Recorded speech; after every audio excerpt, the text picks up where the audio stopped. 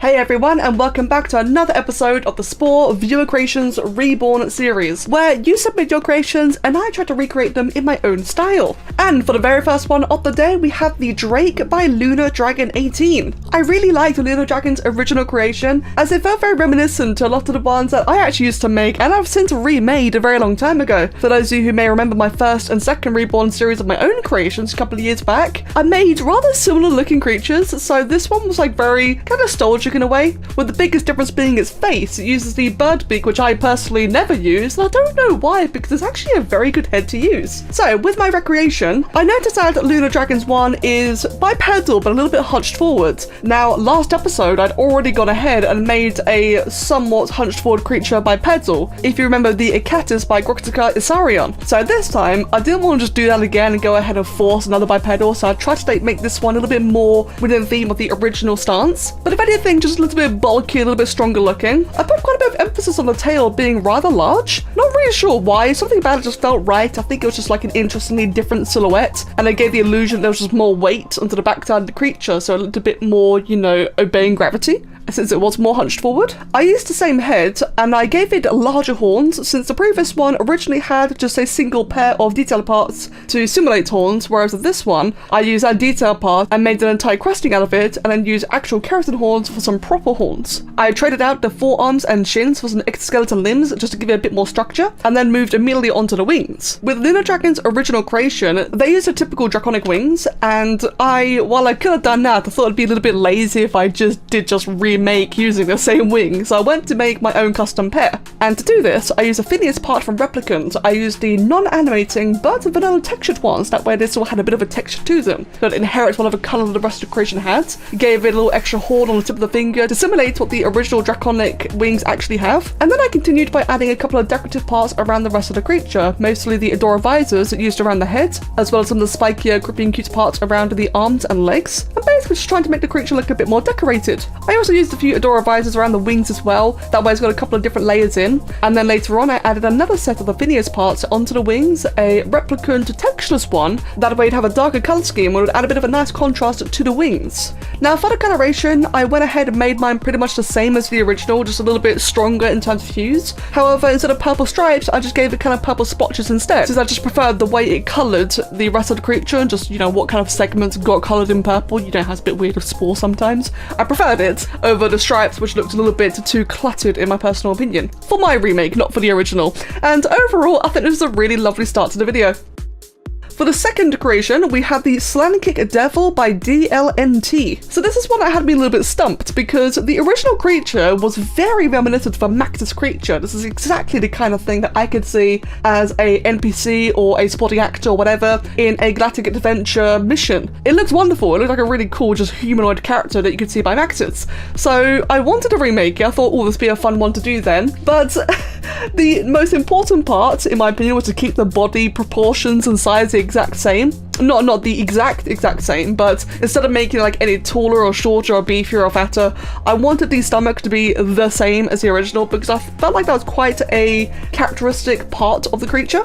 I made the arms and legs a little bit bulkier, just a little bit more proportionate, and changed the posing just slightly. I wanted the head and eyes again to be the same, because the head is such an unusual part I don't normally use, and the eyes, it just had a typical, you know, trio of Willosaur eyes. But then, as you can see, it's getting to the point now where I'm just making a replica. I don't want to make a replica, I want to recreate it or remaster it. So I did notice that how the original one had a little tuft of Helicmite hair on top of its head, so I decided to utilize that and just give it a whole entire head of hair. Lots of spiky Helicmites everywhere. And the more I did that, I was really liking it. Gave it a little bit of the chin as a bit of a beard, put some on the arms and legs, just so it wasn't secluded to the top. And after a while, this felt a little bit bare on its own, so I also gave it a sort of, I guess you could say, tribalistic bracer and anklets, just to add a bit more noise to it. And then for the wings, I used the replicant variants, so that way they don't animate and don't function, but they do at least look bigger and broader. So I kept the same feathery wings, but just again bigger. that. And in the end, it kind of just looks like the creature's older brother,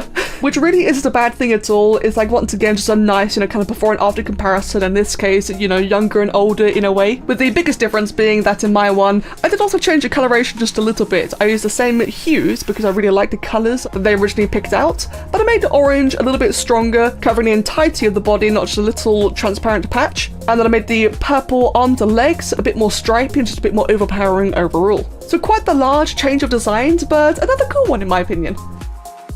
And then for our third Reborn creation, we have this unnamed fish by Pullfish22. So in the case of this creature by Pullfish, it had a very simplistic design as an early cell creature creation, and that meant that there wasn't really a lot of space for me to really redesign in general. So my first choice was just to try and complicate the fins at the front. So instead of just using the regular cilia from the cell stage, or instead of just defaulting to the sporsal fin from the creature stage, I decided to try and just stack a whole bunch of parts onto it just to make it look a bit larger and a bit more complicated, including Whipwicks, Ichthyosaurs, and the Neutrino Annihilator parts from Dark Injection. Again, just try and build up mass and just build up the silhouette. And whilst I was happy with the front half, I copied that onto the back as well. The mouth, I wanted to keep the same mouth, and while I did forget it at first, I did end up hiding the omnivore sucker mouth. I really cannot remember the name right now, but the one from the cell stage, I hid that inside the mouth, and then covered the mouth with a few Whipwicks, because in the original one, it had a herbivore mouth hidden inside the carnivore one. And instead of doing that here, I just figured, okay, just have like a couple of catfish whiskers, if you will. These spikes on the back end up just making just larger, more brawny, and then covering the base with some Panera's Toolbook spheres. That way they merge into the rest of the body quite nicely. And for the tip of the tail, just used a very large spitting part, again similar to the original. And then this is kind of the point at which I was just getting a little bit stuck, because there weren't really a lot of parts on the creature that I could, switch around and redo. For the eye stalk, I did cover the stalk of the eye with one of the antennas from the sensory pack, that way it had a bit more going on with it. But then eventually I just elected to give it a bit of armor down the back of its body, so the back of its neck, its back, and down the tail, just to give it like a bit more noise to look at. And then for the color scheme, once again I stuck with the hues and coloration of the original creature, just changing the textures and patterns used to something that's just a little bit refreshing, but overall very familiar and reminiscent of the original. So this one, in my opinion, is kind of like the Pokemon evolution of the previous creature.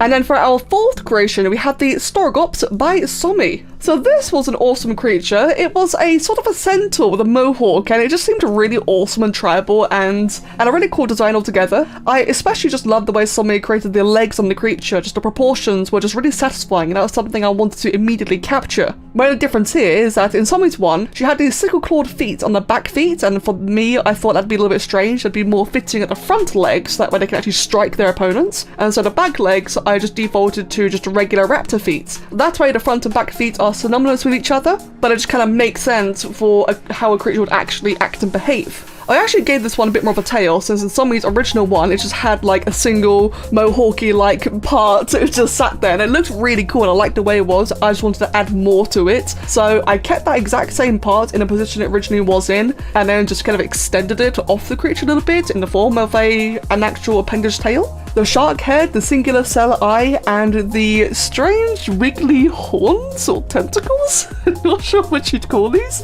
I wanted to keep those all the same, and I was originally adding the mohawk that she had in her original, but in the end I decided to do away with it and just cover it in a large majestic mane as well, since this creature really does give me just like ancient tribal centaur vibes, and it's something that I could see being very majestic, very big and powerful, and I thought like a lion's mane would just help add to that majesty.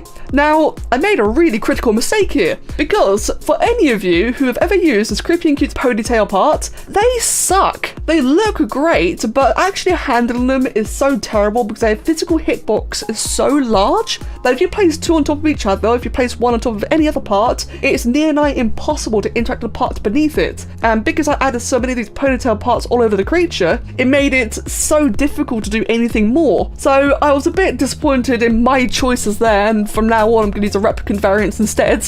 But it did mean that my next couple of accessories were a little bit limiting. I didn't like how the creature basically just looked like a fluffier version of her original. So thinking about the whole tribal theme, I thought it'd be quite cool if they did have a couple of accessories. So I gave it a bit, don't know what you'd call it, like a sort of a necklace, or not a loincloth, but a sort of a fabricy.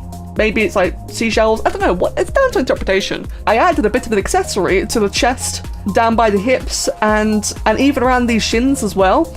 And I really like how it came out, but like I mentioned earlier, if it weren't for the ponytail parts having such a horrendous hitbox, I would have loved to have just made it a little bit more intricate. However, after adding in these accessories and changing the colours just a little bit, so a little bit warmer than Somi's original one, I think it's come out looking quite nice and different. And in the end, my recreation is one that I was compared to Somi's as a sort of chieftain. So imagine that her creatures were all the tribal mates, mine seems more like a bit of a slightly bigger, brawnier chieftain, which is quite cool. I like how they all resemble each other. Now, for the next creation, I unfortunately did not really have time to do a ZBrush one, so instead I've brought together 6 extra submissions from the community, and I shall be presenting all of these as plushies. So we have the Bufo Tidu Exosapiens by Baba-chan, then a Kirby by Mr. GG, then the Saurus Giganticus by Random Guy 123, I hope I said that correctly. Then we have this unnamed one by Senny, the Siamanda by Go Team Slugs, and the Chapel by QB79. And that lands us with a total of 10 creations for today's video. I apologise, I did not have time for the ZBrush one, but don't you worry, no one is missing out. It just means it'll feature in the next video instead. So as always, thank you all so much for watching. It's been another wonderful blast tackling this wonderful variety of creations, and I really hope that you're all enjoying it. And I hope you enjoy the little extra additions from the community this time round. Got double the creations, double the fun, and all the more hype for the next one. So thank you all so much, and I hope you have a wonderful day. Cheers!